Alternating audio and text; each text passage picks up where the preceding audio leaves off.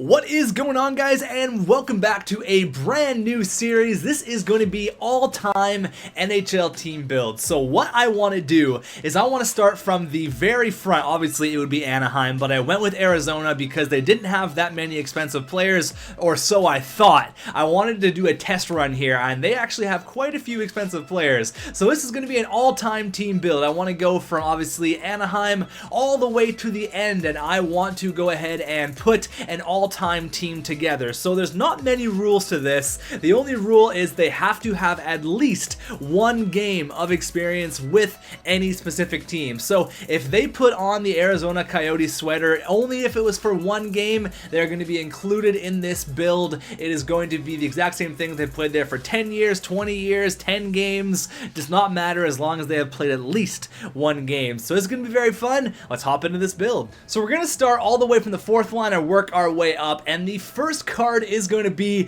Biz Nasty, baby, Paul Bissonnette. He actually surprised me. He was pretty decent. He had some pretty nice dangles. This one had a +9 checking on him. That's why he was a little high overall, but he was really good. He actually scored a goal, scored a penalty shot goal here. He was pretty decent. He actually surprised me. Ended up playing 5 games, and he did score the 1 goal. He actually really surprised me, though. He was a fun card to play with. The next card is going to be Milestone Antoine Vermette. Surprisingly, this guy is really rare. You can see his price tag there is just over 80k. He's a pretty rare card, and unfortunately we're not going to get a real review on him because he was kind of buried on the fourth line. This team had so many good centers. He only had the 1 goal throughout the 5 games as the post just takes him out there, but he was decent. He had pretty decent speed. He was actually kind of nice to work with John Scott on the left wing and Paul Bissonnette, 2 kind of slower guys. Like I said, unfortunately he didn't really get the ice time that other players did, but he was pretty decent. I liked having him. The next card we got is All-Star Game John Scott, the MVP himself. Gonna run you around 40 to 50k, but he is worth it. This guy is a moose on skates. He's massive, 6'8", 260 pounds. Dude is a tank, but you're not gonna get him to score goals. The guy has 0 hands. He's actually pretty quick though for his build. He's pretty fast actually, but just 0 hands. Multiple times he had open passes and open nets and just could not connect. He just could not click, but you don't get him to score goals. You get him to protect the puck, and you get him to protect your players, and he will do exactly that. I definitely recommend trying him out. He's a lot of fun to use. He's just, like I said, he's a moose on skates. The next guy we got here is Mike Ribeiro Milestone with 93 hands. He was kind of a disappointment, to be honest with you.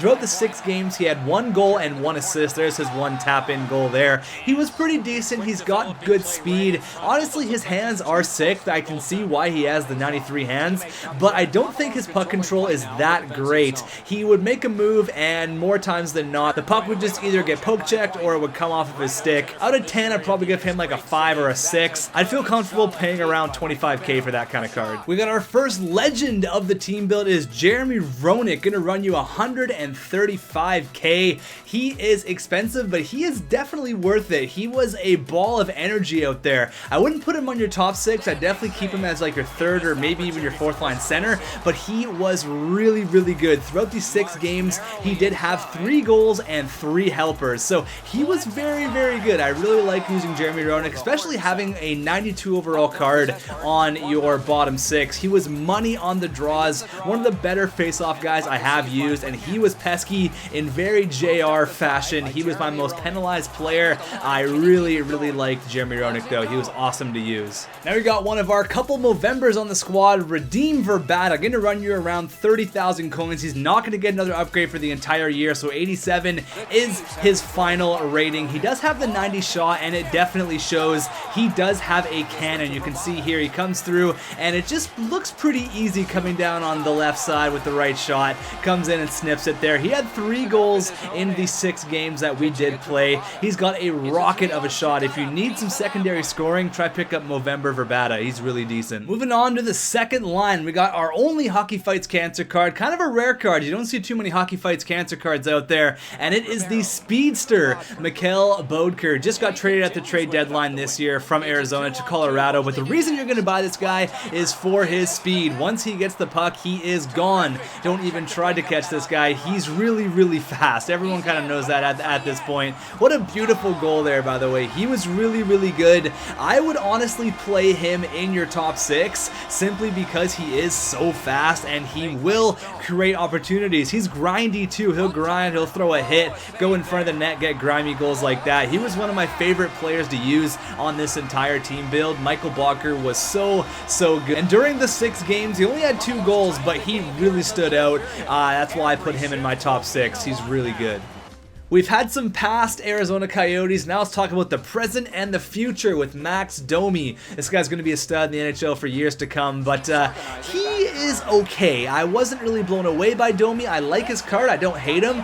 He's got a wicked slap shot, but I don't know if it was just the luck I was having with him, but I couldn't really find the net. He had 2 goals playing in a top 6 role. It was interesting. He was good at times, but other times he was non-existent. Maybe you guys can try him out and let me know how he is, but he's decent. I wouldn't write home about him. He's like a solid 6 out of 10. Now to another huge piece of the Arizona Coyotes' future is Anthony Duclair. This guy was acquired in the Keith Yandle deal that brought Yandle over to New York, but he was decent as well. The whole line kind of struggled. Boedker did really well because he played on the power play, but he was decent. He had 1 assist. He has a pretty decent shot. He's a bottom 6 guy in my opinion. Exact same thing with Max Domi. Now, it wouldn't be a complete Arizona team build without the one, the only, one of the longest serving captains in NHL history, Shane Doan. This guy was here before they were even called the Coyotes. He was here when it was the Winnipeg Jets. This guy has paid his dues throughout the NHL. He's been around for a while. He is an old vet, 38 years old, but this Milestone card is pretty hard to find. I haven't seen one up on the market in a long time. His last price sold is $40K. I slapped the captaincy card on him, and he did his thing really quietly, actually. He had no goals, didn't boast about it, but he had 6 assists. He was the dish master. 6 points in 6 games. Maybe because his line was so dominant, but it was a fun card to play with. He's a big dude as well, 6'1", 223 pounds. He's not a small guy. He's a lot of fun to play with. If you can find him, maybe try him out if you're an Arizona Coyotes fan, but he definitely didn't hurt the team, that's for sure. I have 3 players on this team that were my favorite, and this is number 3. He was so good. Team of the week, Marty Handle. This guy was a machine. This guy was a cheat code in the last game in NHL 15. Everybody used him, and you put the assistant captain on him, and oh my god, the guy is ridiculous. He's so fast. He's so big. He ended up having 5 goals and 2 helpers in the 6 games that he plays. So 7 points in 6 games. I could not say enough good things about Marty Handle, team of the week. Put an assistant captain, put a captain card on him. Guy is a tank. My second favorite player on this team and the last forward is legend Brett Hull. This guy is worth every penny, which is weird because I bashed him before. I remember bashing him on Twitter and people were saying, dude, he's so good. I see it now. I see what you guys were saying. He exploded for 7 goals and 4 points. So 11 points in 6 games. I could not say enough good things about this guy. He had a hat trick. Every shot had the potential to go in. That's what I liked about him, is that his shot is so lethal. It's up there with Ovi. It's really impressive. This entire line of Doan, Handle, and Brett Hull was really just fantastic. I am going to actually try this line out on my actual Ultimate teams. I liked it so much. They combined for, I think, like almost 60% of my goals. They all played fantastic, and Brett Hull was a huge part of that. I would definitely try him out. His shot is lethal. On to the defense here. So our third line defensive pairing is Brendan Gormley. I don't have any highlights from him. He had 1 assist. He is just an 81 overall skater. Really nothing crazy at all. But Keith Ballard, flashback. This card is worth 150K, and it is 140K too much. I'd pay 10K for this card at best. He didn't have a point. He was not noticeable out there. I mean, if you want to get him for your collection, by all means, try to do that. But to use him, honestly, he's worthless. Not a good card at all. His stats don't add up. He's not worth it. Do not bother with Keith Ballard. And now you're probably wondering who my favorite card in this team build is, and surprisingly, it's Michael Stone, team of the week. I'm just as shocked as you, but he is one of the best defensive defensemen I have used. He lays the big hit, he makes the right play, he's always in the right spot, he is taking over cross creases, he's really just the man. I really liked using him for some reason. He just did everything right. He had 3 assists in the 6 games for a defensive defenseman. That's awesome, and he's really cheap. Honestly, honestly. Just put him on your team. He will surprise you. It was really weird because he's only 84 overall, but I was really impressed. The next card to go over is Keith Yandle, Team of the Week. Gonna run you around 40 to 45k. He's a decent offensive defenseman. He had 1 goal and 1 assist. I mean, he wasn't super awesome, but he wasn't really bad either. If you need probably a top 4 offensive defenseman, Keith Yandle's a pretty good option. Now on to a card that I was actually really excited to use. It was Oliver Ekman-Larsson Movember. I ended up using the highest overall card for everyone on this team build, by the way, but he was probably the biggest disappointment. He had 1 goal, as you saw there. It was a nice shot, but for some reason I couldn't use him. I'm not a huge fan of offensive defensemen. I feel like a much better option will be Ribeiro. He just seems to play a lot smoother. OEL's fast, don't get me wrong, he's actually hella fast, but it just doesn't seem to put all together. I actually like his base card more than I like his Movember, so maybe try out his base. If you really like his base, try out his Movember, but from what I can saw, you'll probably go back to his base card.